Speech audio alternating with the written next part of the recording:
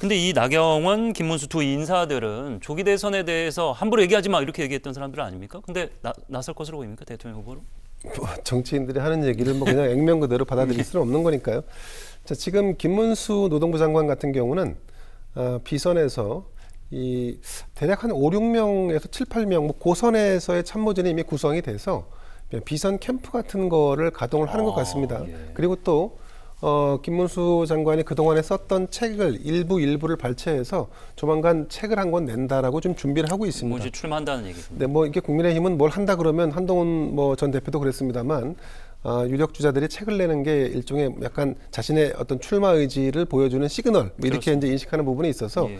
김문수 장관도 마찬가지로 참모진이 구성돼 있고 그리고 책을 내기 위해서 준비를 하고 있다 이렇게 본다 그러면 대선이 현실화된다고 하면 아마 가열차게 준비를 하고 뛰어들지 않을까 예상을 하고 나경원 의원 같은 경우 저는 사실은 이건 일종의 빌드업이라고 보는데 그동안에 계속 나경원 의원은 당대표를 하고 싶었는데 당대표를 계속 떨어졌습니다.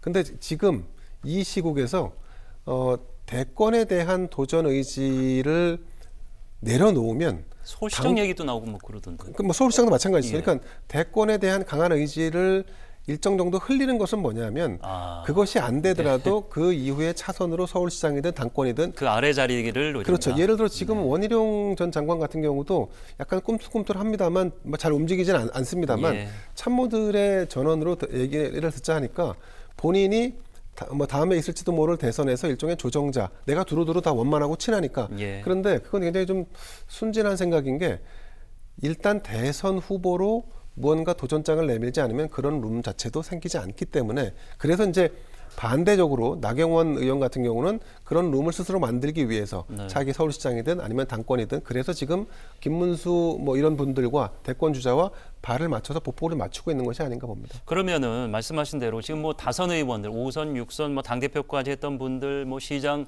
다 나온다고 한 10여 명인데 당이 지금 야당으로부터 범죄 정당으로 몰고 있고 초재선 의원들은 자기 얘기도 못 내놓고 이러다가 당이 해체되거나 또 이름을 바꾸거나 성격을 바꾸거나 그러면 이제 국민들이 어떻게 바라보든 아니면 당내 다른 인사들이 어떻게 차후에 살아남든 아무 상관없다는 얘기들입니까? 이 인사들은?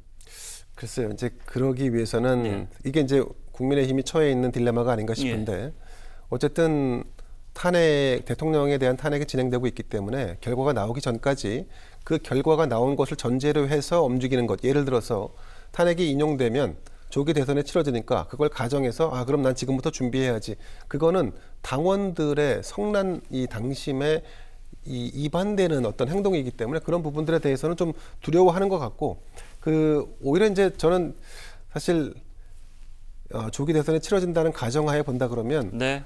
당내 경선이 굉장히 짧게 진행될 수밖에 없기 때문에 결국 당심에 올라탄 후보가 가능성이 높아지고 그 당심에 지금 김문수 장관이 가장 편승하고 있는 것이 아닌가라는 점이 한숨으로 대신하도록 하겠습니다. 좋습니다. 자, 김민석 민주당 최고위원이 이제 계엄 사태를 미리 예견했기 때문에 그분의 이제 발언에 이목이 모아지는데 국민의힘은 100일 안에 없어질 것이다.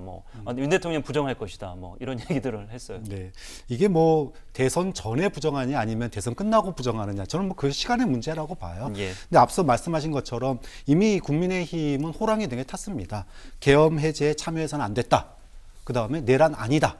이 주장은 윤석열이라고 하는 이 호랑이 등에 타고 있는 거거든요. 예. 그렇기 때문에 어느 날 갑자기 파면됐다고 그래서 입장 싹 바꾸는 거 그거 하고 싶어도 못 합니다. 특히나 김문수 장관에게 그 지지율이 쏠리고 있는 상황에서는 더더욱 어렵습니다. 그렇다면 저기 100일 안에 소위 말해서 윤석열 대통령을 손절할 거다라고 얘기하는 거는 대선 끝나고 나서 국민의힘이 손절할 거다 이렇게 보는 게 맞겠죠.